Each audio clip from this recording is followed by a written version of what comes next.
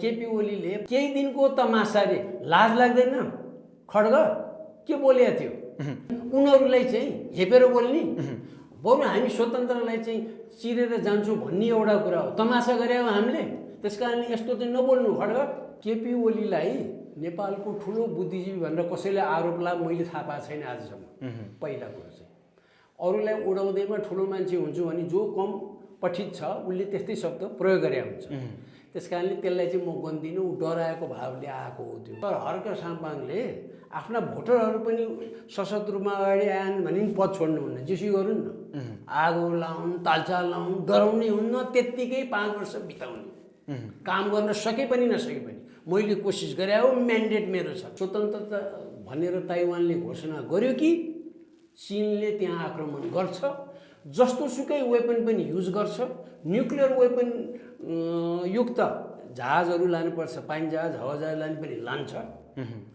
अमेरिकासँग केही पनि गर्न सक्दैन तपाईँलाई एउटै उदाहरण दिन्छु 22 वर्षसम्म भूपरिवेष्टित नेपाल गरिब भन्या नेपालभन्दा गरिब भएको 30औं वर्षदेखि युद्धमा फसेको यी अमेरिकाको नेतृत्वमा 2 दर्जन राष्ट्रहरू 22 वर्षसम्म बस्दाखेरि अफगानिस्तानबाट त के हो हारेरै गए नि जसलाई विस्थापित गरेका थिए तालिबान उसैलाई शक्ति हस्तान्तरण गरेर फर्के ताइवानमा चीनका विरुद्ध सक्छन् उहाँ मुजाहिदिनको विरोधमा त केही नाप्न सकेनन् भने र चीनले ताइवान छोड्दैन कुनै पनि हालतमा यसमा अन्यथा सोच्नै पर्दैन उसको भाग हो अरू मुलुकले छोड्छन् त्यसमाथि चीनले किन छोड्दैन चीनले यदि ताइवान छोड्ने हो ताइवानलाई स्वतन्त्र बन्न दिने हो भने चीन कुनै हालतमा कसैले पनि सुपर पावर भनेर मान्दैनन् त्यो स्टेटस जान्छ आगामी दिनमा त्यसैले उसले त्यसलाई छोड्दैन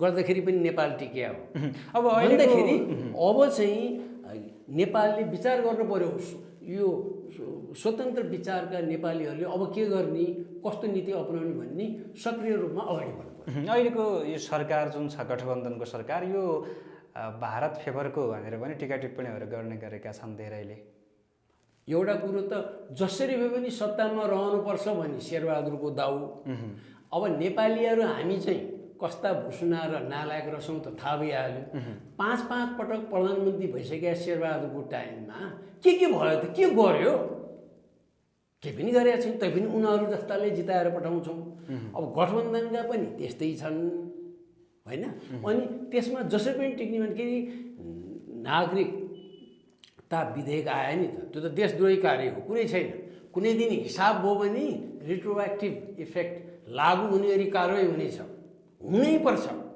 त्यहाँ अरूले भन्लान् गर्लान् भन्ने हामीले डराउनै पर्दैन विगतमा भए डराउनु पर्थ्यो कहिले ह्युमन राइट्सको कुरा कहिले जुलुस गर्ने जुलुस गरायो भने टियर ग्यास बजायो भने यस्तो गर्यो स्ट्रङ आर्म ट्याक्टिक्स युज गर्यो भन्थे अब डराउँदैन सत्तारूढ गठबन्धन जुन छ त्यहाँ सबै पश्चिमाहरूको बाहुल्यता छ ती दलका ठुला नेताहरूमा र त्यसमा प्रधानमन्त्री शेरबहादुर देउवा त उनीहरूको त दलाली नै गरे जस्तो देखिन्छ उनको हाउभाव उनको पारिवारिक माहौल जस्तो छ उनका दायाँ हात बायाँ हात भन्नेहरू दायाँ हात बायाँ हात मात्रै होइन 10वटा औँला हातका एकातिरका 5 औँला अर्कोतिरका 5 औँला जम्मै पश्चिमाहरूको छ उनीहरूले नै नेपालको परराष्ट्र नीति डिक्टेट गर्दै आएका छन् अब चाहिँ र यसमा भारतलाई चाहिँ गुनासो छैन जुन चाहिँ यहाँ केही अमेरिकाको नीति नेपालमाथिको नीति नरुचाउनेहरूले भारतलाई चाहिँ यसो इख्याउनलाई होला जम्मै पश्चिमाको पल्टा गयो भारत त हेरे भन्छन् भारत हेरे होइन भारतलाई लाभै लाभ छ के कारणले लाभ छ भने उसले खोजेको यहाँको प्राकृतिक स्रोत जो जम्मै लैजाऊ भनिदिएको छ अमेरिकाले जति सक्छौ लैजाऊ भनेको छ बोर्डर ओपन गर्न खोजेको छ भारतले गर भनेको छ अनि त्यसपछि रोटी बेटीको कुरा गरेको छ गर जतिजना बिहारबाट युपीबाट उत्तराखण्डबाट नेपाल जति गएर नागरिकता जति लियो किन जे गर हामी केही रोक्दैनौँ तिमीलाई भनेको छ भनेपछि तिमीलाई के हामीले रोक्छौँ अनि ट्रेड अहिले 2/3 छ इन्डियासित अत्यधिक ट्रेड सरप्लस उसको फेभरमा छ जम्मै गर न 90% फरेन ट्रेड 95% तिमी नै गर अमेरिकाले के आपत छैन भन्छ अन्त खोजिया के पनि छैन सबै भएको छ भारतले चीनका विरुद्ध गर्न नसकेको अमेरिकाले गरिदिने सम्भावना भयो, तिब्बतीहरूलाई उकास दिने भयो, तिब्बतीहरूलाई त्यो आइडी कार्ड दिनु पऱ्यो भन्यो, पछि केहीलाई नागरिक बनायो। 60 वर्षभन्दा बढी यहाँ रेफ्युजी भएर बसेका छन्। विश्वको कुन मुलुकमा यतिको वर्षसम्म यतिका दशकसम्म रेफ्युजी भएर बसेका छन्। जस्तै नेपाली मूलका भुटानी रेफ्युजीहरू यहाँ 30 वर्ष बिताउने अगाडि नै 25 वर्षमै विभिन्न ठाउँमा रिसेटल गर्यो नि त उनीहरूले। अहिले 10% जति 10,000 जति छन् यहाँ चाहिँ गर्थ्यो। यहाँ 60 वर्षदेखि किन त्यसो गरेको तिब्बती रेफ्युजीलाई भने उनीहरूले प्रयोग गर्नका लागि र चीनले ताइवान छोड्दैन कुनै पनि हालतमा। यसमा अन्यथा सोच्नै पर्दैन, उसको भाग हो। अरू मुलुकले छोड्छन्, त्यसमाथि चीनले किन छोड्दैन? ऊ पनि एउटा सुपर पावर हो। अहिले विश्वको इतिहासमा 3वटा सुपर पावर छन्। यसअघि पहिला 2टा थिए। 1990 को दशकदेखि करिब 10-15 वर्ष यता एउटा सुपर पावर मानिएको थियो अमेरिका मात्र। त्यसपछि फेरि रुसको उदय भयो र अहिले आएर चीन पनि सुपर पावर भएको बेलामा 3-3वटा सुपर पावर छन्। चीनले यदि ताइवान छोड्ने हो, ताइवानलाई स्वतन्त्र बन्न दिने हो भने चीन कुनै हालतमा कसैले पनि सुपर पावर भनेर मान्दैनन्। त्यो स्टेटस जान्छ आगामी दिनमा। त्यसैले उसले त्यसलाई छोड्दैन। यता पश्चिमाहरू चाहिँ विशेषतः अमेरिकाको अगुवाईमा अगाडि बढेका मेन स्ट्रिम युरोपियनहरू, उनीहरूलाई चाहिँ विगत 300 वर्ष यता उनीहरूको हालिमुहाली आएको। उनीहरूले केही निर्णय गरे कि विश्वको यो विचार छ, विश्वको भने यो भन्छन्। विश्व भने उनीहरू 8-10वटा राष्ट्र हुन्, 8-10वटा। अरू त चुप्पो लाएर बसिरहेको हुन्छन् प्राय विषयहरूमा। अब भोटै खसाल्न पर्यो भने खसाल्छन्। अब उनीहरूको आफ्नो प्रभुत्व जान लाग्यो। अमेरिकाको पनि दोस्रो विश्वयुद्धपछि हालिमुहाली अमेरिकाको भयो। उनीहरूले जे राम्रो भन्यो त्यही राम्रो, जे फ्यासन आयो प्यारिसमा त्यही राम्रो। प्यारिसमा चाहिँ वहाँ माइक्रो मिनी 2 इन्ची माथि गयो भने उनीहरूकै राम्रो, 2 इन्ची तल गयो भने उनीहरूकै राम्रो। अनि नेक लाइन तल गयो भने राम्रो होइन। यहाँ स्लिभलेस लगायो भने राम्रो, स्लिभ लगायो भने राम्रो, प्यान्टको मोता सानो हो भने ठुलो हो भने उनीहरूकै राम्रो भन्ने गएको। अब हाम्रो नहुने हो। आगामी 20 वर्ष जतिमा तत्काल रूपमा एसियामा जान्छ प्रभाव पश्चिमबाट। त्यसमा चीन र रुस इमर्ज गर्छ। अब रुसलाई चाहिँ जहिले पनि पहिला पाखे जस्तो मान्ने र रुसको 2/3 भन्दा बढी भाग यता एसियामै छ र रुस विशाल छ। 11वटा त टाइम जोन छ त्यहाँ। उनीहरूको एउटा कुनाबाट अर्को कुनामा जाने हो भने 11वटा फरक टाइम जोन छ र 2/3 टेरिटोरी पनि एसियामै छ। र चीन र रुसको बिचमा विश्वकै सबैभन्दा लामो बोर्डर मध्ये पर्छ। लामै बोर्डर 4000 4500 किलोमिटर छ र यी 2टा सुपर पावर नेबर छन् र अहिले एकदम उनीहरूको मिलाप्रीति खुब छ। अनि त्यसले पश्चिमाहरूले चीनका विरुद्ध कस्तो प्रचार गर्न सकिन्छ, रुसका विरुद्ध कस्तो गर्न सकिन्छ भन्ने छ। र ताइवानलाई उकास्न पश्चिमाहरूले खोज्छन्। र ताइवानलाई किन उकास्न खोजेको भने चीनलाई कसरी ठिक पार्ने त भन्दाखेरि चीनको त ठुलो चोट पर्छ नि त उसको नेसनल प्राइडमा। त्यसैले उसलाई उकास्ने। अनि युरोपबाट 7 समुद्र पार, अमेरिकाबाट पनि 7 समुद्र पार। त्यहाँ युद्धै भयो भने उसलाई केही नहुने, युरोपलाई नि केही नहुने, अमेरिकालाई नि केही नहुने। उसलाई उकास्न खोजेको हो।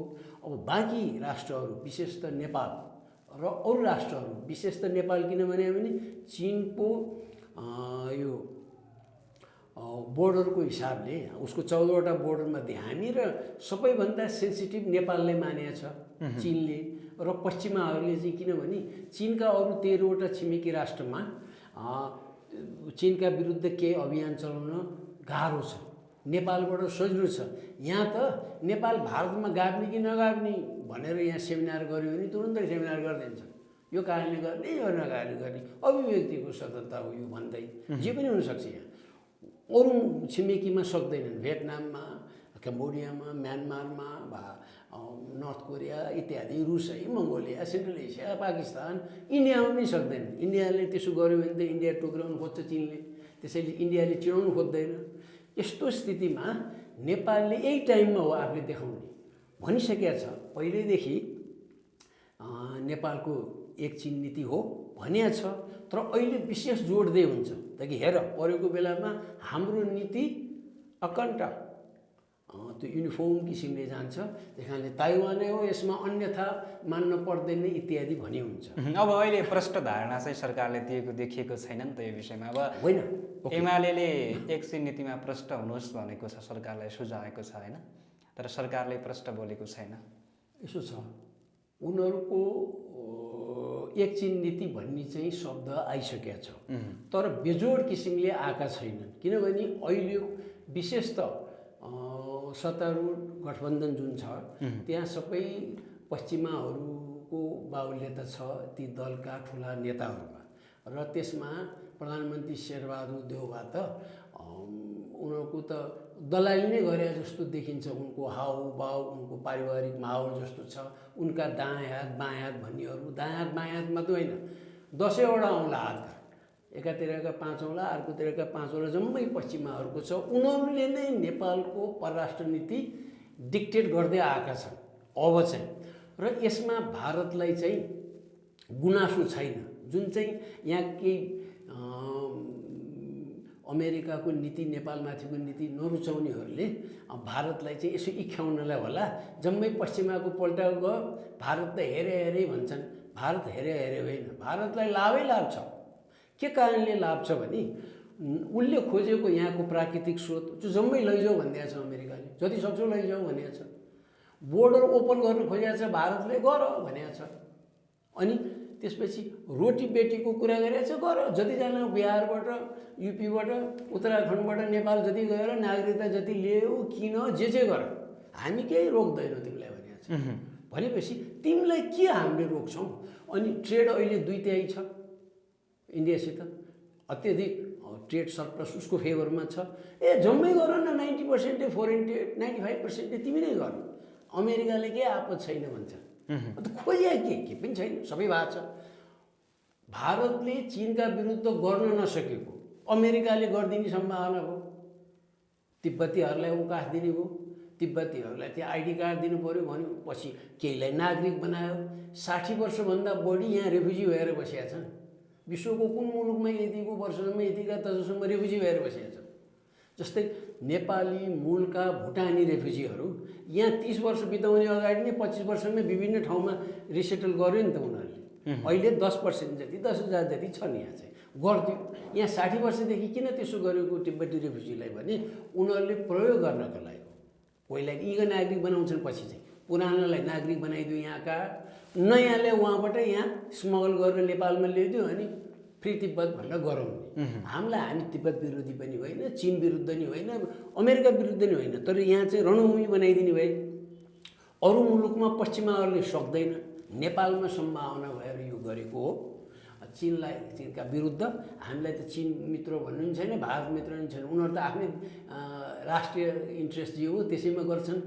भन्दाखेरि हामीले ताइवानमा स्पष्ट रूपमा बोल्ने यो अहिलेको गठबन्धन सरकारले सक्दैन, उसैको पल्टामा उनीहरूको बुद्धिजीवीहरू सबै भन्ने। अब केपी ओलीले स्पष्ट धारणा गर्ने भन्दाखेरि उनले नै दिनदिनै उहाँ आफ्नै कार्यकर्ता वरिपरि राखेर ताली खाइरहेछन् उनले भनेदेखि उनले नै टाइममा बोली हुन्छ।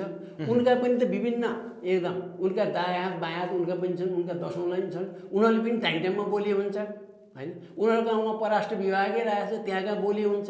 भोलि राजदूत बनाउने हामी सत्तामा आयो भने मुख मिठाएर बसेका छन्, हामी राजदूत हुनुपर्छ, कोही चीन कोही इत्यादि उनीहरूले बोली हुन्छ होइन। ताइवानको बारेमा उनीहरूका विज्ञ छन्, पश्चिमासितै नआउनु भने युवराज खतिवडाले बोली हुन्छ। प्लानिङ कमिसनदेखि लिएर राष्ट्र ब्याङ्कको गभर्नरदेखि लिएर पटक उहाँ अर्थमन्त्री उनी नभइकन हुँदै नहुने, पटक सांसद हुनुपर्ने, अमेरिकाको राजदूत उनी नै हुनु, उनीहरूले बोल्दै नै हुन्छ नि। छ हिम्मत यसैमा होइन बेचोडमा। मैले त एउटा केही हैसियत नभएर मलाई राजदूत ल्याऊ भने नि होइन, राजदूत जसरी पनि चाहिन्छ भने उनीहरूकै दलमा जान्थे नि। उनीहरूले बेचोड किसिमले बोल्नु पर्यो। कहिले केपी ओलीको के बानी छ भने अनि कहिले नक्सा किन नराखे यो लिम्बुवा धोराको भन्छ नि, रात दिन बोल्दैन। रात दिन उनका भातृ सङ्गठनहरू आए हुन्छ नि त, बानेश्वरमा आए पनि हुन्छ, चोकमा मण्डलामा गएर पनि के हो यो नक्सा ल्याऊ भनेर बोली हुन्छ। नक्सा यहाँ राखेर देखाएर भिजुअलले त क्यामेरा गएर हाल्छन् नि त, यहाँ गरेका छन् यी हुत्तेहारा दोग्ला केपी ओली सहित। तर केपी ओलीलाई 10 ओभरले जित्ने अहिलेका गठबन्धनका नेताहरू, त्यसरी त मुलुक खाडलमा पर्न लाग्यो भन्ने डर छ अहिले। अब खासमा अमेरिकी सदनकी सभामुखले ताइवानको भ्रमण गरिसके पछाडिको यो अवस्था सिर्जना भएको, यसले अमेरिका र चीन बिचको तनाव झनै बढाएको छ। अब यो घटनाले कस्तो मोड लिएला, यसको निचोड चाहिँ के होला, कतातिर जाला भन्ने छ? अमेरिकाहरू जो सत्तामा आए पनि अहिले रिपब्लिकन पार्टीका आए पनि भावी दिनमा अब मानिलियो प्राविधिक किसिमले आगामी नोभेम्बरमा फेरि त्यहाँ एक किसिमले मध्यावधि चुनाव भने सिनेटको 1/3 होइन 33-34 जनाको इलेक्सन हुन्छ। हाउस अफ रिप्रेजेन्टेटिभको त 2 वर्षमा हुने पुरा इलेक्सन हुन्छ। अब उनीहरूले ठुला नेताहरू, दुईटै दलका ठुला नेताहरूले ताइवानमा चाहिँ विरोध गरेका छैनन्, एकै स्वर जस्तो देखिन्छ। र पेलोसी त डेमोक्रेटिक पार्टीको, राष्ट्रपति जो बाइडेन पनि डेमोक्रेटिक पार्टीको, ऊ चाहिँ यसो विरोध गरे जस्तो त्यो जानु राम्रो हुँदैन, नगए हुन्छ भनेर मधुरो स्वर बोल्ने। अनि अमेरिकी सेनाले पनि जानु अहिलेको लागि उत्तम हुँदैन होला भनेको छ। होला अरे के भने होला भने सुपर पावरले त होला भन्ने के, हामीले के भन्ने, एउटा पेलोसीलाई ऊ गए जाओस्, उसलाई टेन्सन दिने, औपचारिक रूपमा चाहिँ सरकारको नीति त्यो होइन, हाम्रो त चीन एकै नीति हो भन्ने। र अमेरिकाको एक नीति हो अहिलेसम्म औपचारिक रूपमा, तर उसले स्वतन्त्र ताइवान भन्ने उसको हिम्मतै छैन होइन। हिम्मत भए भोलिका दिनमा फेरि बोलाउनु न, हिम्मत त देखाए नि भनेर उसले सक्दैन। तर उसले त्यो सेन्सिटिभ इस्युलाई अगाडि बढाउन खोजेको हो। पेलोसी गयो अनि चाइना सेन्सिटिभ हुन्छ भनेर, सेन्सिटिभ ऊ हुन्छ र उसले अब विकल्प के छन् रोज्छ। आजै गएर त्यहाँ ताइवान अट्याक गर्ने होइन, ताइवान स्वतन्त्रता भनेर ताइवानले घोषणा गर्यो कि चीनले त्यहाँ आक्रमण गर्छ, जस्तो सुकै वेपन पनि युज गर्छ, न्युक्लियर वेपन युक्त जहाजहरू लानुपर्छ, पाइन जहाज हवाईजहाज लाने पनि लान्छ। अमेरिकासँग केही पनि गर्न सक्दैन। तपाईँलाई एउटै उदाहरण दिन्छु, 22 वर्षसम्म भूपरिवेष्टित नेपाल गरिब भने, नेपालभन्दा गरिब भएको 30औं वर्षदेखि युद्धमा फँसेको यी अमेरिकाको नेतृत्वमा 2 दर्जन राष्ट्रहरू 22 वर्षसम्म बस्दाखेरि अफगानिस्तानबाट त के हो हारेरै गए नि। जसलाई विस्थापित गरेका थिए तालिबान, उसैलाई शक्ति हस्तान्तरण गरेर फर्के। ताइवानमा चीनका विरुद्ध सक्छन्, उहाँ मुजाहिदिनको विरोधमा त केही नाप्न सकेनन् भने उसको त international prestige, super power status नै त्यहाँ स्टेकमा गयो भने उसले त्यहाँ छोड्दैन। तर यो द्वन्द्वको कारणले अनि उसलाई च्याप्नलाई के भने नेपाललाई उसले बढी केन्द्रबिन्दु बनाएर नेपाल मार्फत के गर्ने मैले अहिले देखेको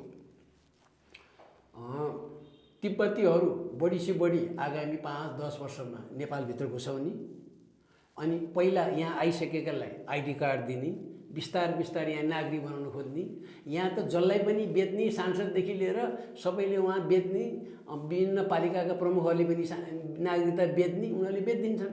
यो बेचेपछि अनि नागरिकहरूको एउटा समूह हुन्छ, अनि तिब्बती नयाँ आएका आइडी कार्ड लिएर अनि फेरि तिब्बतको कुरा गर्ने, अरू चाहिँ एक-एकवटा प्रतिनिधित्व गरेर पार्लियामेन्टमा बोल्छन् भोलिका दिनमा चाहिँ।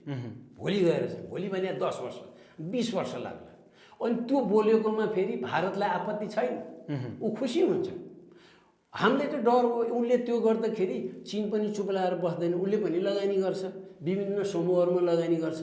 विभाजित त देश बनिएको छ, विभिन्न साम्प्रदायिक भावना त प्रशस्त ल्याएको छ नि, विभिन्न नाम दिए पनि पहिचानको राजनीतिको नाममा साम्प्रदायिकता नेपालमा भित्राएको छ। यही किसिमको राजनीति युरोपमा गर्न दिँदैनन्, नर्डिक कन्ट्रिजमा दिँदैनन्, अमेरिकामा नै दिँदैनन्। नेपालमा 123वटा समूहहरू छन्, विभिन्न भन्छन् नि त। अमेरिकामा त विश्वमा भएका जम्मै छन्, त्यहाँ कतिवटा छन् त, त्यहाँ गरेका छैनन् नि। त उनीहरूको एउटा कुरो छ, उनीहरूका प्यादाहरू नेपालमा प्रशस्त छन् र अहिले परराष्ट्र नीति हाम्रो पश्चिमाको पोल्टामा छ र बाँकी बचे खचेको भारतको पोल्टामा छ। र भारत र चीनमा वैमनस्यता जति बढ्छ हामीलाई गाह्रो। हामी त स्वतन्त्र रहेर हामी साँच्चीकै न्युट्रल रहेर बस्न पर्ने। अब हामी नन अनलाइन छैनौँ, विगत केही वर्ष यता हामी नन अनलाइन छैनौँ र घोषित रूपमै भन्यो हुन्छ एमसिसी पास गरेपछि हामीले अब यस्तो स्थितिमा नेपालले विकल्प खोज्नुपर्छ। अब किन पैसा त पनि नलाए त टिक्नै सक्दैन, ठुला राष्ट्र त टिक्न सक्दैन, चीन टिक्न सक्दैन, रुस टिक्न सक्दैन, अमेरिका एक्लै सक्दैन भने नेपाल सक्ला। अब हामी नन अनलाइन रहेनौँ तर कसैको फाइदाको लागि अब हामीले चाहिँ नेपालको स्वाभिमान स्टेटस कस्तो हुन्छ, हाम्रो चाहिँ सोभरेनिटी कसरी फुल फ्लेजेड रूपमा राख्न सक्छौँ, त्यतातिर के गर्नुपर्छ, कुन विकल्प सोच्नुपर्छ। सोच्छ भने कि प्रो युरोपियन युनियन हुनु पऱ्यो, जुन भने प्रो वेस्ट हो, प्रो वेस्ट भने प्रो अमेरिका हो, कि प्रो इन्डियन हुनु पऱ्यो, कि प्रो चाइनिज हुनु पऱ्यो। त्यो भयो भने अलिकति ब्यालेन्स हुने। हामीलाई चाहिँ उनीहरूले जे भने त्यही काम गर्ने भने होइन, तर उनीहरूको नेसनल इन्ट्रेस्ट त हामीले कामै गर्नुपर्छ। तर केही न केही द्वन्द्व चाहिँ हुन्छ एउटा न एउटातिर लागेपछि। तर अहिले के त चीनलाई चाहिँ परिआयो भने चीन र भारतमा भारतलाई प्राथमिकता दिँदै आयो नि त यतिको वर्षमा। तर उसले चाहिँ कतिसम्म हेपेको छ भनेदेखि अब उसैको सुझावमा, उसैको प्रस्तावमा, उसैले भने बमोजिमको नेपाली पक्षका सदस्यहरू पनि इपिजीमा चाहिँ एमिनेन्ट पर्सन्स ग्रुपमा उसैले भने बमोजिम हामी त यो राख्छौँ भने हुन्छ भने उसले नेपाली प्रतिनिधि राख्दाखेरि पनि। तर अहिले यतिका वर्ष भइसके उहाँ मोदी पटक पटक विश्वका विभिन्न मुलुकमा कोरोना हुँदाहुँदै घुमेर आए, नेपालै पटक पटक आए, इपिजीको रिसिभ गर्नलाई चाहिँ फुर्सद नहुने भनेर हेप्छ उसले भनेदेखि नेपालको कहाँ गयो त स्थिति। यो के पहिला हुन्थ्यो पञ्चायतको टाइममा कहिले भएको थिएन यसरी। राजा वीरेन्द्र अडानले उहाँ 16 महिना नाकाबन्दी पुरा र अहिलेका गठबन्धनमा जो छन् उनीहरू सब मिलेर त्यो नाकाबन्दीलाई समर्थन गरे हो घुमाउरो पाराले गर्दाखेरि पनि नेपाल टिक्या हो। अब भन्दाखेरि अब चाहिँ नेपालले विचार गर्नु पर्यो, यो स्वतन्त्र विचारका नेपालीहरूले अब के गर्ने, कस्तो नीति अपनाउने भन्ने सक्रिय रूपमा अगाडि बढ्नु पर्यो। अहिलेको यो सरकार जुन छ गठबन्धनको सरकार यो भारत फेभरको भनेर पनि टिका टिप्पणीहरू गर्ने गरेका छन् धेरैले। एउटा कुरो त जसरी भए पनि सत्तामा रहनुपर्छ भन्ने शेरबहादुरको दाउ। अब नेपालीहरू हामी चाहिँ कस्ता भुसुना र नालायक रहेछौँ त थाहा भइहाल्यो। 5 पटक प्रधानमन्त्री भइसकेका शेरबहादुरको टाइममा के भयो त, के गर्यो, के पनि गरेका छैन। तैपनि उनीहरू जस्ताले जिताएर पठाउँछौँ। अब गठबन्धनका पनि त्यस्तै छन् होइन।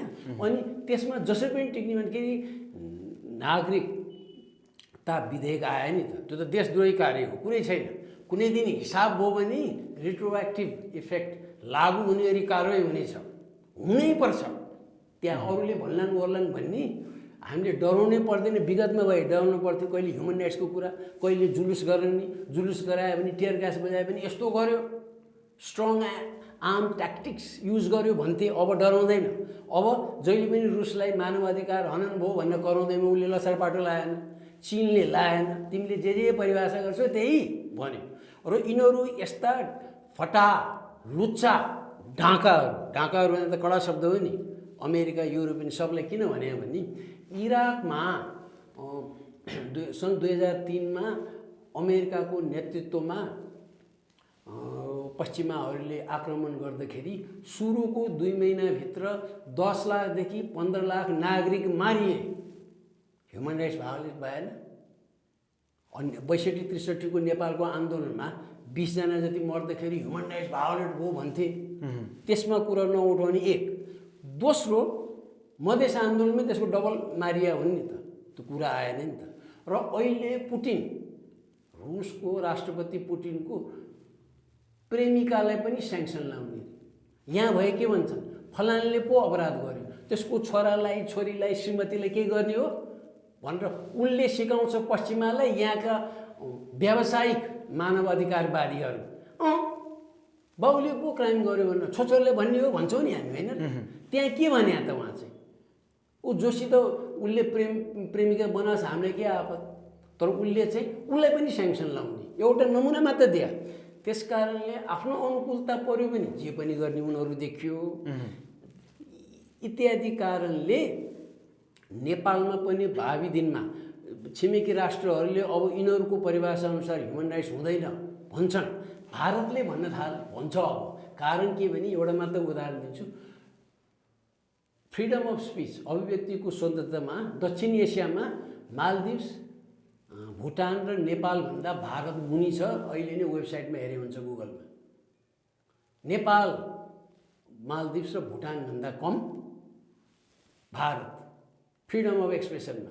तपाईँ एनडीटिभी हेर्नुहोस् कि दूरदर्शन हेर्नुहोस्, हाउभाउ धेरै होला, विज्ञापन धेरै होला, तलब धेरै खाला र उनीहरूकै बुद्धिजीवीहरूले, उनीहरूकै प्रधान न्यायाधीशले, उनीहरूको प्रधान न्यायाधीशले त हिजो मात्र भनेका छन् छापामा चाहिँ अलिकति केही ब्यालेन्स छ, टेलिभिजनमा त छैन भने। सर्वोच्च अदालतको प्रमुखले भने भन्दाखेरि अब भारतले यो हेऱ्यो। अर्को फ्रिडममा पनि कति छ त प्रजातान्त्रिक यो मापदण्डमा के छ त भारतको भन्दाखेरि विश्वको यहाँ 170 जति देशमा उसको त 80-81औँमा आइसक्छ, आछ हो त। कति पछाडि छ त लार्जेस्ट डेमोक्रेसी भन्ने ठाउँमा।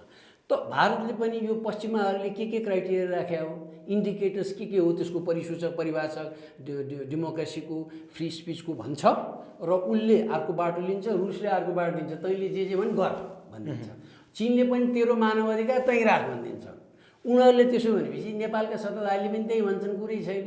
र यदि सत्ता परिवर्तन नेपालमा भयो, ठुलो परिवर्तन भयो राजनीतिक भने त अहिलेका सबै नेताहरू त जेल खान जाने भए, अरू कुरै छैन। शेरबहादुरदेखि लिएर प्रधानमन्त्री भएका सबै, बाबुराम भट्टराई समेत।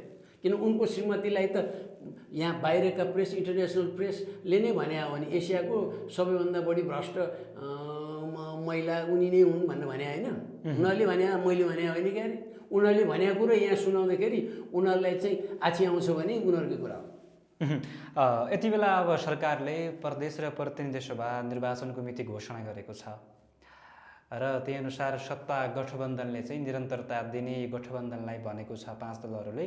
र नेकपा एमाले अब एक्लै चुनाव लड्ने कि अब ससाना दलहरूसँग जसरी स्थानीय तहको निर्वाचनमा सहकार्य गरेको थियो, अब कसरी जाने भन्ने विषयमा छलफल गरिरहेको छ। र चुनावको मिति घोषणा भइसके पछाडि पनि सरकारले अब सदन चलाइरहेको छ भनेर पनि टिका टिप्पणीहरू भइरहेका छन् यति बेला। अब सरकार काम चलाउ मात्रै भएको हो?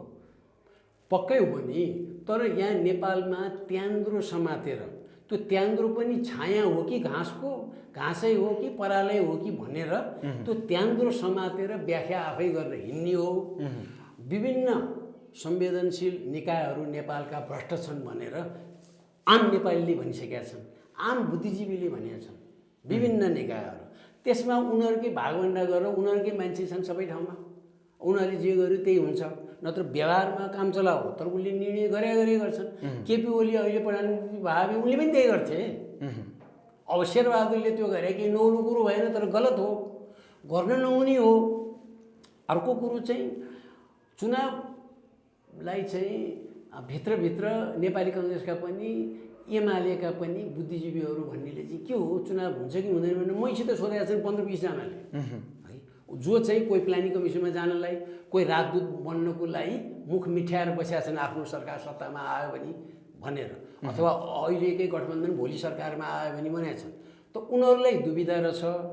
तर नेपाली काङ्ग्रेसमा चाहिँ विभाजन भएन, अहिले गठबन्धनसँगै जाने भन्ने निर्णय भयो। निर्णय भनेको पहिला चाहिँ हुँदैन गठबन्धन भनेर शेखर कोइरालाले भन्थे। तर शेखर कोइराला नेपाली काङ्ग्रेसका ठुला नेतामध्ये सबैभन्दा बढी देश दौडामा चाहिँ जाँदै आयो। काङ्ग्रेसले सिद्धान्त बिर्सियो। अब जुन लोकतान्त्रिक सिद्धान्त थियो, बिपीको सिद्धान्त थियो, त्यो बिर्सिएर अब बढी ठाउँमा जित्नकै लागि, पार्टी जिताउनको लागि सिद्धान्त बिर्सियो, गठबन्धन कायम राख्न खोज्यो भन्ने खालका टिका टिप्पणीहरू हो। तर एउटा पहिलो कुरो यो भन्नेहरूलाई चाहिँ हामीले कुरा हो, तर कसले चाहिँ सिद्धान्त राखेको छ? कम्युनिजमको के सिद्धान्त हो? केपी ओलीले पालना गरे कि पुष्पकमलले गरे हो कि न माधव कुमार नेपाल वा झलनाथले गरे? कसैले नि गरेन। वर्ल्ड ब्याङ्कले जे भन्यो त्यही गर्ने भने नि लठुवाहरू, पश्चिमाले भन्यो त्यही गर्ने होइनन्। त्यस कारणले सिद्धान्त सबले बिर्स्या। खालि नेपाली काङ्ग्रेसभित्र केही नेताले गठबन्धन हुन्न भनेर हिजोसम्मका पूर्व युवा नेता गगन थापा, अहिले चाहिँ किन पूर्व भन्नु भनेर तपाईँले प्रश्न सोध्ने गरी नै भनिदिन्छु। अहिले त बालिन शाहहरू भए युवा नेता चाहिँ, योगेश भट्टराईहरू त कहाँ भयो त, उनीहरू त बुढा नेता भइसके। अब उनीहरूले गगन थापाहरूले केही महिनासम्म गठबन्धन हुँदैन, यसरी गर्नु उचित होइन भन्दाखेरि अहिले चाहिँ सीमित मात्रामा भने, किन उनलाई नै काठमाडौँमा हाल्छु कि भन्ने भयो, योगेशलाई त्यही भयो। अनि शेखर कोइराला काङ्ग्रेसका सशक्त नेता भने आफ्नो सङ्गठनभित्र चाहिँ देश दौडामा गएका छन्, उनी त्यो गरेका छन्, अलिक विस्तारित गरेका छन्। तर गएको चुनाव उनी हारेले सांसद नभएपछि उनी त कस्तो कस्तो भए, नुन खाएको कुखुरा जस्तो भए। अब जित्नुपर्छ। अनि यदि सङ्गठन यो गठबन्धनसँगै गयो भने त जित्छन् उनले, होइन, गठबन्धनसँगै। अनि गठबन्धनसँग मिल्यो भने आफू जित्नलाई कङ्ग्रेसभन्दा पहिला आफ्नो प्रायोरिटी, अनि कङ्ग्रेसलाई पनि फाइदा हुन्छ। जो है खस्किने भए कम खस्किन्छ, सप्रिने भए झन् बढी ल्याउँछ। त गगनले पनि त्यसो भन्ने, उनले पनि त्यसो भन्ने, अरूले पनि त्यसो भन्न थाले अहिले त है। त्यस कारणले गठबन्धन सबैलाई चाहिएको छ। शेरबहादुर देउवाको चाहिँ उनी 5 चोटि प्रधानमन्त्री भएर पनि गएको आम चुनावमा नेपाली कङ्ग्रेसको इतिहासमा सर्वनाक हार भने सबैभन्दा कम सिट लिएको इतिहास है अनुपातिक हिसाबमा। त उनलाई पनि केही बढाउनु छ, अरू नेताहरूले बढाउँछ। त्यस कारणले गठबन्धन माधव कुमार नेपाल यिनीहरूलाई त शेरबहादुर देउवाको लामो दौराको फेर नसमाइकन उनको 2 सिट पनि आउँदैन। त्यस कारण उनी फेर समाउँछन्। र उनीहरूले जहाँ पनि 2000-3000 भोट त आउँछ नि त, सबै एमालेतिर जाने त होइन नि, त्यसले त विनिङ मार्जिन पुग्छ काङ्ग्रेसलाई पनि। यिनीहरूको पनि कहीँ 5-7 हजार आउने रहेछ भने काङ्ग्रेसको कारणले केही आउँछ इत्यादि भन्ने छ। र यसपटक गठबन्धनमा धेरै त्यो धोका नहुन सक्छ। उनीहरूलाई के छ भने यही गठबन्धनको सरकार कम्तीमा बनोस् भने काङ्ग्रेसलाई पनि छ अहिले चाहिँ स्वार्थ, सिद्धान्त होइन। नेपाली कङ्ग्रेसले ल्याउनु त ल्याउन सक्नु त मुस्किल छ। अहिले सिटै बाँडेपछि त्यसै कम हुने चान्स।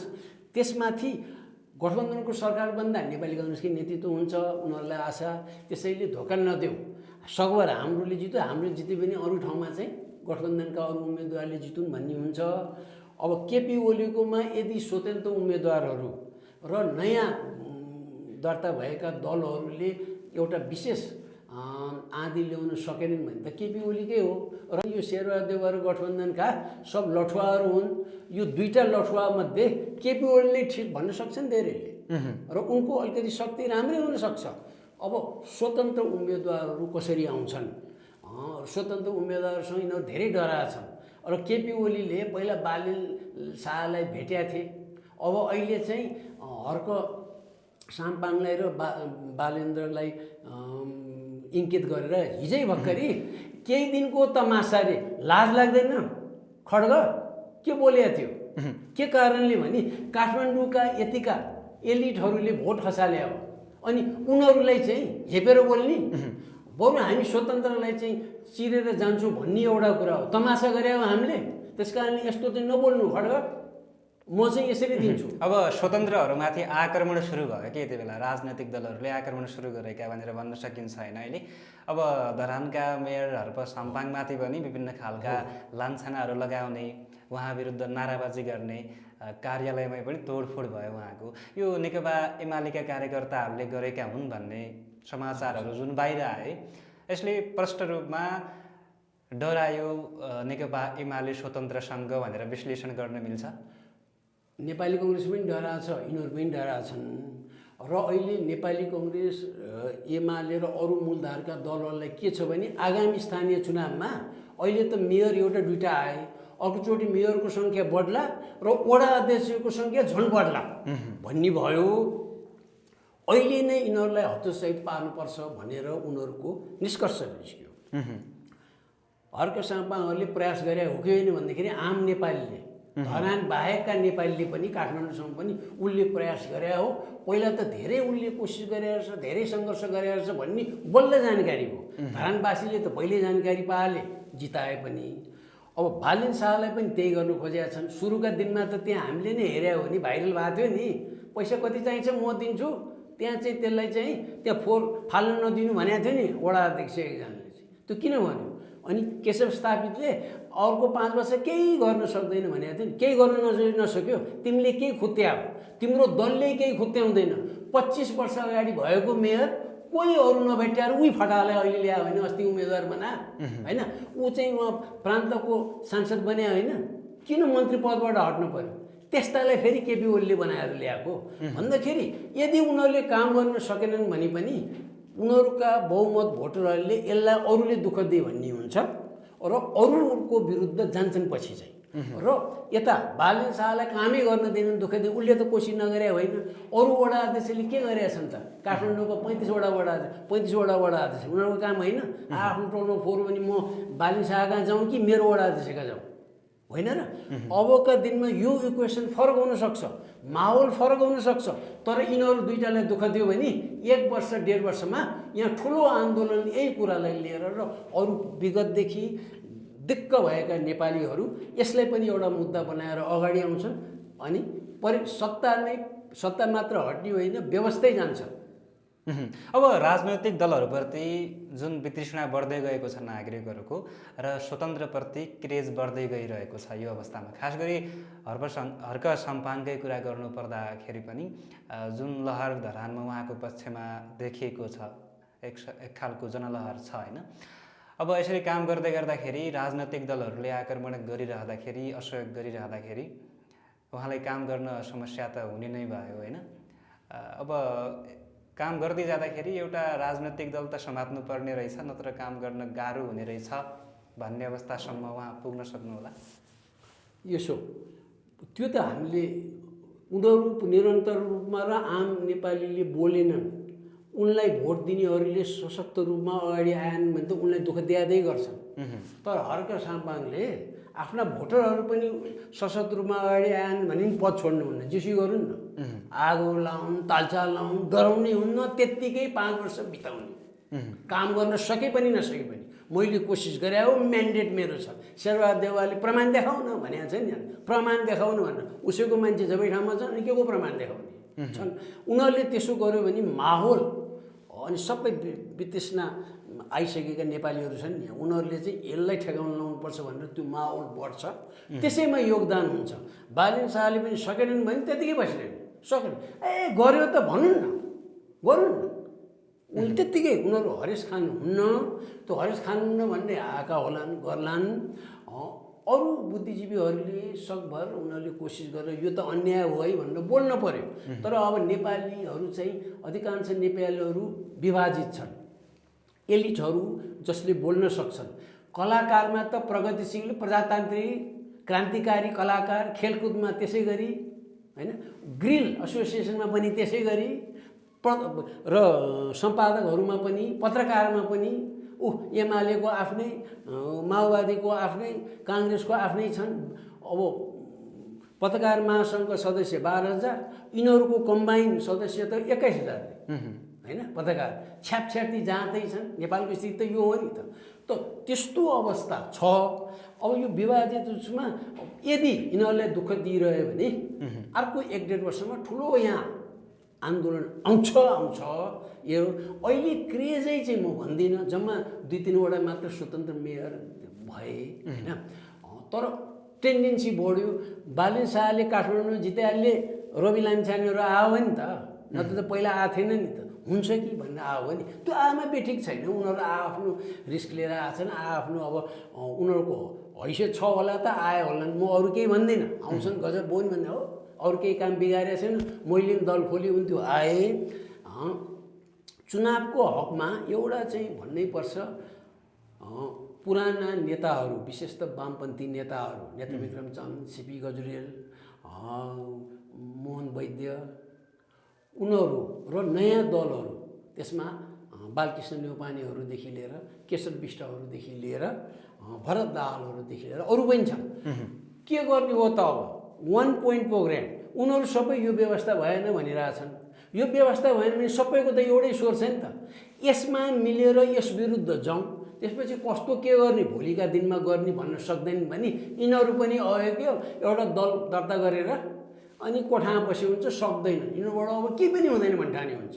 यदि उनीहरू सशक्त रूपमा आयो भने 2 र 2 4 होइन, 2 र 2 22 हुन्छ। उनीहरू सबै एक ठाउँमा आयो भने ठुलो आन्दोलन हुन्छ र चुनाव रोकिन्छ मङ्सिर 4। त्यस्तो हो भने चाहिँ र यदि चुनावै हुन दिनु भने यिनीहरू असान्दर्भिक हुन्छन्। यो व्यवस्था विरुद्धको एउटा आवाज गइरहन्छ, कति ठुलो आवाज हुन्छ भविष्यले भन्छ। अनि चित्तबहादुर केसीको पनि भर्खर अनि आफूले चाहिँ अलग रहे, यो गठबन्धन सरकारसित हामी होइनौँ भने त्यस्तो किसिमको आशयको आयो। तर उनी पनि त यो सङ्घीयता हुँदैन भनेका थिए। अब सङ्घीयता हुँदैन भनेपछि उनी यसमा आउनु पर्यो। यो संविधान भएन, सङ्घीयता चाहिँ चेन्ज गरौँला, अरू चाहिँ के गर्ने, भोलि सबै मिलेर गर्ने। सबै कुरो त आफूले भने हुँदैन, त्यहाँ त एडजस्टमेन्ट हुन्छ। त अर्को संविधान ल्याउनु पर्यो, अर्को व्यवस्था ल्याउनु पर्यो भन्ने नभए भोलिका दिनमा यिनीहरू असान्दर्भिक हुन्छन्, त्यो पक्का। अनि त्यसपछि ठुलो आन्दोलन त ढिला कि चाँडो हुन्छ। त्यो आन्दोलनले सबलाई सघा पार्छ र अधिनायकवादी सरकार बन्छ त्यस्तो अवस्थामा। र अहिलेको विश्वको पावर इक्वेसन फरक भएको बेलामा सबै सक्रिय हुन्छन्, अरूले पनि चुइक्क बोल्दैनन्। अमेरिकाले जम्मै मध्यपश्चिम एसियामा कुनै पनि डेमोक्रेटिक कन्ट्री छैन, उसले माने इजरायलको पनि पछि कुरा गरौँला हो कि होइन पुरा डेमोक्रेसी भनेर है। जम्मै चाहिँ त्यस्ता डिक्टेटरहरूलाई साथ लिएर समर्थन दिएर गएका छन् उनीहरू। र ऊ अमेरिकाले अस्ति भर्खरै उहाँ पत्रकार मारे, त्यसलाई त हामी चाहिँ सबले बोयकट गर्नुपर्छ भनेर चुनावको दौरानमा भने बाइडेनले। अस्ति त दर्शन भेटमा गएको थिए नि त, तेल चाहियो भनेर। त्यस्तो गर्नेलाई भने कम्प्रोमाइज गर्छन् उनीहरूले, यहाँ पनि कम्प्रोमाइज गर्छन्। र अरू देशमा जाँदाखेरि तिमीहरूले परिभाषा गर्ने ह्युमन राइट्स पनि हुँदैन, तिमीहरूले गरे परिभाषा अनुसारको डेमोक्रेसी हुँदैन, हाम्रो निड अनुसारको हुन्छ भन्ने जान्छ। अथोरिटेरियन रेजिम आउँछ त्यो बेलामा त्यो आउनुपर्छ भने नि होइन मैले, तर आउँछ। आन्दोलनपछि यदि पहिल्यै मिलेर ठुलो आन्दोलन गऱ्यो भने एउटा, नमिलिकन गन्जागोलबाट आयो भने अधिनायकवादी सरकार आउँछ। अनि संविधान आउन टाइम लाग्छ। संविधान आउन टाइम लाग्यो भने त 5 वर्ष 7 वर्ष 10 वर्ष जान्छ। एउटा झन्डै पोलिटिकल त एउटा जेनेरेसनको 10 वर्ष भनेपछि अरू सामान्य नेपालीलाई त 20 वर्ष हो एउटा जेनेरेसन। त्यस्तो डरलाग्दो अवस्था देखिन्छ। अब अहिले वैकल्पिक शक्तिका रूपमा जुन उदाएका पार्टीहरू छन्, तिनीहरूले सङ्घीयता खारेजी हुनुपर्छ भन्दै आवाज उठाउँदै आएका छन्। तर आगामी निर्वाचनमा फेरि चुनाव पनि लड्ने भनेका छन् यही संसदीय व्यवस्थामा। यो लज्जास्पद विषय भएन? यो त पक्कै हो नि। अनि उनले चाहिँ अब दोग्ला नीति हो। अनि यी भित्रभित्र गएर अनि हामी यो संहिता चाहिँ खारिज गर्ने भन्ने हो। त्यो त पञ्चायतको टाइममा पनि त उहाँ 3800 भनेर आएका थिए नेपाली कङ्ग्रेसबाट, पञ्चायतमा भाग लिए उनीहरूले चाहिँ नल्या होइन नि। ऊ अर्जुन नरसिंह केसी नै 36 सालपछि कङ्ग्रेसका केही नेताहरूको आशय पनि बुझेर कस्तो हुँदो रहेछ भनेर महापञ्च भएको हो, राष्ट्रिय पञ्चायतको सदस्य भएको हो। उहाँ हेरेन्द्रलाल श्रेष्ठहरू उहाँ कम्युनिस्टबाट पञ्चायतमा प्रवेश गरे हो नि त। पछि फेरि 40 सालपछि फेरि वामपन्थी दलमा गएका हुन्। यस्तो थियो। तर छिचुरो दुर गर्न चाहिँ कतिलाई चाहिँ त्यस्तो टेन्डेन्सी हुन्छ। अब यहाँ पनि तर नीति चाहिँ के भने सिद्धान्तमा अड्ने अनि हामी दृढ भएर अगाडि बढ्ने भन्नेले चाहिँ भाग लिन हुन्न, लज्जास्पदै हो। यिनीहरूलाई आए आप गए झटारो। आएदेखि सांसद पद आउँछ, अब गयो भने हामीले त यसको विरोध पहिलेदेखि गरे हो नि भनेर एउटै मान्छेमा बोल्न जान्ला हो। अब अहिले मूलधारकै पार्टीको रूपमा रहेको राप्रपा छ नि, राष्ट्रिय प्रजातन्त्र पार्टीले पनि प्रदेश चाहिँ खारेज हुनुपर्छ भनेको छ र चुनाव नजिकै पनि अब प्रदेश सभाको निर्वाचनमा भाग लिने कि नलिने भनेर निर्णय गर्न सकेको छैन। अब म आफैलाई चाहिँ के लाग्छ भने उनीहरूको पनि पुरा दृढ यही हो भनेदेखि उनीहरू त राष्ट्र संस्था चाहने हुन्, हिन्दू राष्ट्र हुन चाहने हुन् नि त उनीहरू। अब त्यसमा के गर्ने भन्दाखेरि यदि उनले एउटा ती 3टा मुद्दामध्ये एउटा उनले झिकिदिने बित्तिकै अनि दल फुट्छ। त्यही कारणले पहिला नफुटोस्, बसौँ अनि जाउँ अगाडि भनेर उनीहरूले यो गरे हो। तर प्योरली सिद्धान्त त भाग लिन नहुने हो हामीले यसरी हेर्दाखेरि। अब उनीहरूले चाहिँ अब त्यसमा आँट आएन कि अब त्यो पार्टी फुट्छ भन्ने पनि आएनन्। तर यदि मैले अघि भनेको जस्तो वामपन्थी दलहरू मिले, बालकृष्ण न्यौपाने, भरत दाहालहरू है र अरू बुद्धिजीवीहरू चाहिँ नि स्वागत नेपालहरू, उनीहरू सबै मिलेर एउटा ग्रुप बनायो भने राप्रपा आउनु अति उत्तम हुन्छ। र राप्रपा आउँदाखेरि अहिले 2 र 2 22 भनेको थिएँ 222 हुन्छ त्यो बेलामा उनीहरू आउँदाखेरि आन्दोलन त सफल हुन्छ त्यो विनिङ मार्जिन उसमा हुन्छ उसले राख्दाखेरि नत्र भने ऊ फुट्छ अब के गर्नुपर्छ अब आम जनताले भनेर गर्नु ऊ अहिले विभिन्न सिडिओहरूले पहिला त 4-5वटा सुनाएको थिएँ अहिले त 10-12 जना सिडिओसँग त मैले नै कुरा गरिसकेँ उनीहरूले यहाँ गृह मन्त्रालयलाई त्यो जानकारी छ कि अर्को पटक चाहिँ भने अब आउने आम चुनावमा चाहिँ एउटा भोट चाहिँ राजेन्द्र लिङ्गदेनलाई दिनु पर्ला समानुपातिकमा भन्दै आछौँ यो त उहाँ बालकृष्ण खाँड शेरबहादुर देउवाको दायाँ है अब उनलाई थाहा होला नि रिपोर्ट त आयो होला नि त त्यहाँ मलाई त आयो हैसियत नभएला भने उनलाई नै आयो होला त्यस्तो छ अब त्यो लोभ पनि होला है तर सिद्धान्त त आफूले जे भन्यो त्यो गर्ने एउटा दल पनि निस्केन ननिस्क्या हो होइन यी कारणले भनेर हामी मर्न र मार्न तयार भन्ने यी साना दलले के गर्यो र नेत्रविक्रम चन्दै भूमिगत हुने अगाडि जे छवि थियो पछि त कम्बो नि के हो अहिले अन्यल छ उनले पनि स्पष्ट रूपमा यो भन्न सकेका छैनन् अहिले त भूमिगत हुनु पर्यो फेरि होइन सरकारले फेरि कहिले अब माफी दिए जस्तो देखिन्छ कहिले के देखा जान्छन् दोग्ला चरित्र यो पुष्पकमल लालको खेल हो त्यो चाहिँ है यसले त नत्र उसले भड्काइदियो भने विनिङ मार्जिन भने 2000-3000 भोट मात्र तान्दिए अरूलाई तर्साएर गरेर यिनीहरूले पहिला जे हत्कण्डा प्रयोग गरेका थिए एकजुट माओवादी उहाँ आतङ्क फैलाए बेलामा अन्त जनयुद्ध यत्रा जनयुद्ध के हो भने त्यो त आतङ्कै हो त्यसमा कुरै छैन सरकारले अब पछिल्लो समयमा जुन विप्लवका नेता कार्यकर्ताहरू माथि पक्राउ गर्ने भन्ने खालको एक किसिमका आदेश जुन दिएको छ यसले अब चुनाव पनि बिथल्न खोजेको हो भन्ने खालका टिका टिप्पणीहरू पनि भए कि यस्तो लाग्छ तपाईँलाई अब नेत्रविक्रम चन्दको समूहले मात्र त सक्दैन तर उनीहरू अनि सिपी गजरेल होइन वैद्यहरू मिल्यो र उनीहरूलाई अझ टेवा दिनलाई अरू दलहरू अहिले मैले उल्लेख गरेँ नि नयाँ दल अरू छन् नि र उनीहरूको एउटा पोइन्ट त्यहाँ त कमन मिल्छ नि उहाँ कोलिसनमाथि जोसित नि बस्ने शेरबहादुरलाई भ्रष्ट भन्ने उसैको उहाँ कोलिसनमा बस्ने यिनीहरू होइनन् र उनीहरू मिलेर हाम्रो एउटा कुरामा मात्र क्लियर हो यो संविधान परिवर्तन गर्दाखेरि त अब कन्सेन्सस ल्याउनु पऱ्यो नि सबै कुरा एउटै दलको त मिल्दैन नि त्यो कन्सेन्सस लिएर बनाउनु यो संविधान हुँदैन भनेर आयो भने नेपालमा परिवर्तन हुन्छ 2080 सालले नयाँ आयाम ल्याउँछ यो र मुख्य कुरा त पछि यदि मङ्सिरमा चुनाव हो भने त झन्झन यो व्यवस्था दैलो जस्तो देखिन्छ अब चुनाव भइरहेछ भन्ने र बाइ द वे चुनाव भएर यति भोट खस्यो भनेर चाहिँ त्यसमा हामीले बेजोड किसिमले निष्कर्ष लिनु बेकार हो निर्दलीय व्यवस्था कसैले नि नरुचाउने 46 सालमा को आएर पञ्चायत भन्न भनिन्छ नि तर पञ्चायतको अवधिमा बाटोघाटो कम भएको बेलामा साक्षरता कम भएको बेलामा पनि 2/3 नेपालीले भोट खसाल्थे त्यो पञ्चायतलाई सपोर्ट गरे कि उम्मेदवारले गरे आफै बताऊ मैले बताउनै परेन नि त त्यो बेला नि 65-66%ले खसाल्थे भोटै खसाले हो भने त अमेरिकामा 50% प्राय खस्दैन भोट भन्दाखेरि त्यतातिर न पर्सि भोट खस्यो यति भन्दैमा हुँदैन किन आम नेपालीको कमजोरी हुन्छ भोटरको दिउँ यसलाई चाहिँ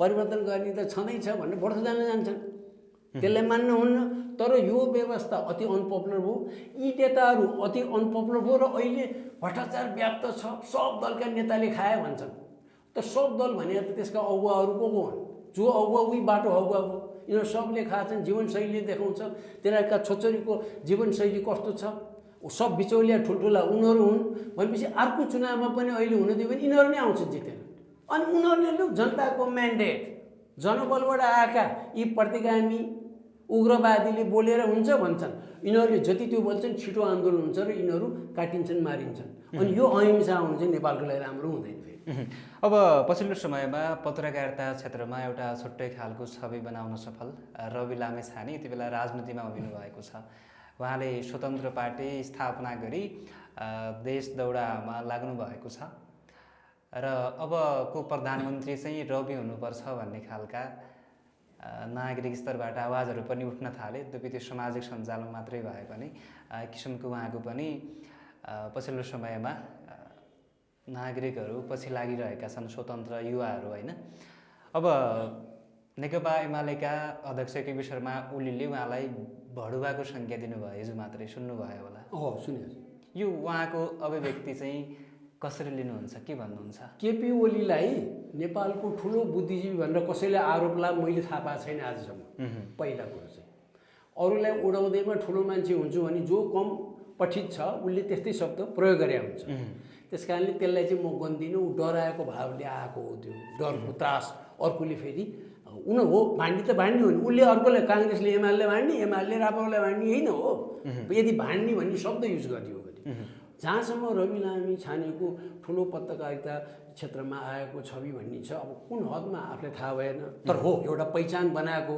अब नेपाल सरकार लोकतान्त्रिक सरकारले त एउटा पनि पुरस्कार दिएको छैन, मैले पनि पाएको छैन, तर उनले त झन् उन त ठुलो छवि भएको भनेपछि उनले नि पाएको छैनन्। तर एउटा फाँटमा उनले चाहिँ एउटा पहिचान बनायो, राम्रो पहिचान बनायो।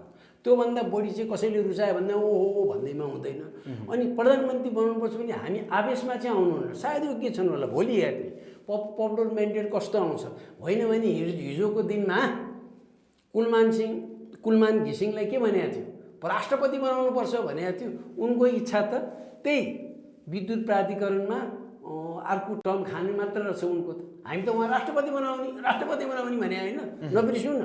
र उनको चरित्रमा एउटै छ, लोड सेडिङमा त उनले ठुलै काम गरे हो, त्यो बेलामा विघ्न बाधा हुँदा नै पनि। तर एउटा कुरो गर्दैमा सबै कुरो चाहिँ अरू राजनीति फाँटमा नि ओ भन्न हुन्न। मैले राम्रो पढाएँ भने यसैलाई राष्ट्रपति बनाउनु भन्ने ठिक होइन। तपाईँको तात्पर्य अनि उनको पनि यो त म कम्प्लेन गर्छु, एमसिसीमा उनी नै त्यहाँ थिए, एमसिसीको बारेमा चुइक्क बोलेन। यस्तो छ यहाँ पनि रवि लामिछानेलाई उनका समर्थकहरूले प्रधानमन्त्रीको रूपमा हेर्छु भन्दाखेरि मैले त सामाजिक सञ्जालमा अरूको नाम पनि देखाएको छु, प्रधानमन्त्री तपाईँ यस्तो भन्नुपर्छ। सुरेन्द्र केसीलाई पनि भनेर देखाएको छु, स्वागत नेपाललाई पनि भनेर देखाएको छु, केशर विष्टलाई पनि देखाएको छु। त्यस कारणले तर एउटा चाहिँ उनी कुनै पदमा पहिला गएको होइनन्, एउटा आउँदाखेरि त्यो राम्रै हो। अब कति ल्याउँछन् कि भोलिका दिनमा, तर म यति भन्छु कि उनी आफैले चाहिँ पहिला माहौल यस्तो बनाउन सक्ने, उनी जितेनन् भनेदेखि चाहिँ त्यो दललाई चाहिँ नोक्सान धेरै हुन्छ। अब यहाँ कतिले घोषणा गरिसके काठमाडौँमा चाहिँ, अब काठमाडौँ बाहिर उठ्न पर्यो, अब के गर्छन् भावी दिनमा। अहिले चाहिँ प्रिमेच्योर हुन्छ, ठुलो दलको रूपमा आउँछ कि आउँदैन भन्नेमा। तर उनीदेखि अरू त्रसित भएका छन्। अब भोलि बालिन शाहहरू उनीहरूसित मिल्छन् मिल्दैनन्। बालिन शाहले दलमा लाग्नु चाहिँ अहिले चाहिँ त्यतिको उचित हुँदैन, बेइमानी जस्तो देखिन्छ। के कारणले भने उनी स्वतन्त्र उम्मेदवार भनेर आएका, अहिले यताउता 5 वर्ष नगएर पछि दलमा गए पनि स्वतन्त्र उम्मेदवार भयो नि पछिका कुरा। अहिले जानु, मैले सुन्दैछु भने अहिले जानु गलत हो, जानुहुन्न। तर रवि लामिछाने पनि हलचल अरू दलले लिएपछि त हामीलाई भन्दा अरू दलले थाहा हुन्छ नि हामीलाई अप्ठ्यारो पार्न लाग्यो कि क्या हो भनेर। तर यही पावर इक्वेसनमा अरू दलसित पनि केही साँठगाँठ रवि लामिछानेले गरे। यदि दलमा यो आम चुनावमा भाग नलिने दलहरूको पनि केही सहानुभूति पायो भने पनि केही आउँछ। र यिनीहरूलाई भन्दा यो हुन्छ, यसले त केही उनी त चोखै छन् नि त, काने पदमा गएर भ्रष्टाचार गर्न पाएकै अवसरै पाएनन्, गरेकै होइनन्। त अरू दलहरूले पनि को पनि समर्थन लिए भने, तर अहिले नै मै हुँ भन्ने हो भने यतिले पुग्दैन। मैले अहिले यसो हेर्दाखेरि वरिपरि त उहाँ केपी ओलीका पनि झलनाथ खनाल पनि ओपी गरेर ताली बजाइदिन्छन्, त्यतिले पुग्दैन। अझ गर्नुपर्छ सायद गर्लान्, तर माहौल चाहिँ यो चुनाव हुन्छ हुँदैन, इक्वेसन कस्तो हुन्छ भन्ने चाहिँ दसैँपछि मात्र थाहा हुन्छ। किन गएको आम चुनाव पनि भनेको थिएँ नि, कोही 1.5 महिना बाँकी छ, माहौलै बनेको छैन भन्छ, जहिले पनि 1 महिना हो। पहिला त उम्मेदवारी दिँदाखेरि हो, अब विद्रोही कति आउँछन् उम्मेदवारी विभिन्न दलमा, स्वतन्त्र उम्मेदवारहरूको कस्तो हुन्छ इत्यादि आउँछ, अनि मात्र भन्न सकिन्छ। अब एउटा अर्को युवा जो उहाँ पनि प्रधानमन्त्री बन्ने लाइनमै हुनुहुन्छ, प्रधानमन्त्री शेरबहादुर देउवाको गृह जिल्ला, उहाँकी निर्वाचन क्षेत्रमा चुनाव लड्छु जित्छु र प्रधानमन्त्री बन्छु भनेर सागर ढकाल यति बेला लाग्नु भएको छ। मैले सुने उहाँको बारेमा धेरै ज्ञान मलाई छैन, सर्वज्ञानी मध्ये आफू परिएन। शेरबहादुर देउवा हारे त म धेरै खुसी हुन्थेँ है, तर मलाई थाहा छैन, मुस्किल होला।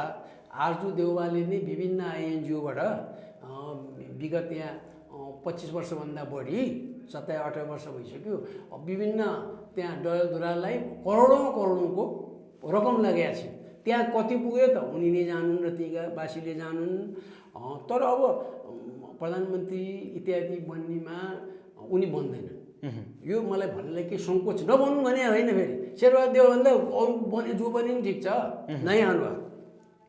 तर उनी बन्दैन। यति कसरी भनिस् त भन्दाखेरि आफ्नो दलमा पकड भएर अनि सबै सांसदले त मान्नु पर्यो नि, होइन र? आफूले जित्दैमा त प्रधानमन्त्री हुँदैन नि। न त डरधुराबाट जो जित्यो उही प्रधानमन्त्री हुने त होइन। एउटा न त विराटनगरबाट जो जित्यो उही प्रधानमन्त्री सधैँ हुन्थ्यो नि। न त नगेन्द्र प्रसाद रिजालदेखि लिएर कोइरालाहरू त तीबाट आयो नि त, अरू त त्यस्तो हुँदैन। तर एउटा गठबन्धन बाहेक अरू दल सब मिलेर ठुलालाई हराउँ अभियान निकाले नै हुन्छ। केपी ओली विरुद्ध यी ठुल्ठुला नेताहरू भन्ने 20-50 का विरुद्ध एउटा मोर्चा बनाएर जसलाई दिए पनि देऊ, यो जिल्लामा फलानलाई नदेऊ, यो कन्स्टिट्युन्सीमा ओलीलाई नदेऊ, अरू जसलाई देऊ देऊ, जसलाई दिए पनि देऊ। राप्रपाले पनि त्यही भन्नु पऱ्यो, अरू दलले पनि त्यही भन्यो भने यो अभियान आउँछ। यो मैले चाहिँ मेरो सुझाव हो सबै दलका नेताहरूलाई चाहिँ, यो गर्यो भने हुन्छ। यति पनि मिलाउन सक्दैनौ भने तिमीहरूले परिवर्तन ल्याउने क्रममा केही खुत्याउनै सक्दैन। अब 40 वर्ष मुनिका युवाहरू पनि यति बेला राजनीतिमा देखा पर्न थालेका छन्, धेरै ठाउँमा नेतृत्व गरिसकेका छन्। यो अहिलेको आवश्यकता हो पनि भन्नुभयो तपाईँले, होइन? अब युवाहरूको पछिल्लो समयमा राजनीतिप्रतिको बुझाइ अब्बल बन्दै गएको भन्न सकिन्छ कि यसलाई अब धेरै हँसिएर पनि आउने गरेका छन् राजनीतिमा? सङ्केत हो। यही आगामी आम चुनावसम्ममा होला कि नहोला ठुलो माहौल म भन्न सक्दिनँ। त्यसपछिका चुनावहरूमा चाहिँ हुने एकदम बलियो लक्षण देखिन्छ अहिले। किनभने युवाहरू त नेपाली कङ्ग्रेस, एमाले, माओवादी केन्द्रमा जो युवा छन् नि, किन 40भन्दा माथिका होइनन्, मुनिका भनौँ 30 वर्षभन्दा मुनिका नि छन् नि, 8-8 लाख छन् हाम्रा कार्यकर्ता भने होइनन्, उनीहरू चुइक्क बोलेका छैनन्। त्यहाँका चाहिँ युवा रहेनछन् भन्नु पर्यो यो परिभाषा अनुसार। अनि त्यहाँ के हो यो बारे बोल्ने, यो विषयबारे भन्यो भने उहाँ नेताले के बोल्छ त्यहाँबाट जे यहाँ मुखबाट आउँछ, होइन? मुखबाट वाक्य आए पनि, शब्द आए पनि, छाद आए पनि, अनि त्यही कायम हो, त्यही राम्रो भन्दै हिँडेका छन्। के को युवा उनीहरू होइनन् कि उनीहरूसित अलग्गिनु पर्यो कि नयाँ माहौल नयाँ दल बनाउनु पर्यो कि आफ्नै दलभित्र यो चाहिँ भएन भनेर विरोध गर्नु पर्यो? हुन्छ, आफ्नै दलमा अरू त्याग त गरेका छन् नि, त्यो गर्न नसक्नेलाई यतालाई युवा भन्नु भएन। बाहिरकामा यति चाँडो स्ट्रिट आन्दोलन बाहेक चुनावैबाट ठुलो परिवर्तन हुँदैन आगामी चुनावमा। के आउलान्? अब बालिन शाह यस्ता 2-3 जना मेयर नयाँ आउँदा त के हलचल मच्यो भने 20वटा मात्र 15वटा मान्छे आए पनि ठुलो हुन्छ। संसदमा उनीहरूले नै थर्काउँछन्। केपी ओलीकै दलका इतिहास बनाइसके बल्ल योभन्दा अगाडिको 30 वर्षको छविभन्दा भीम रावलको छवि त यो 2 वर्ष यता त रातारात बढ्यो।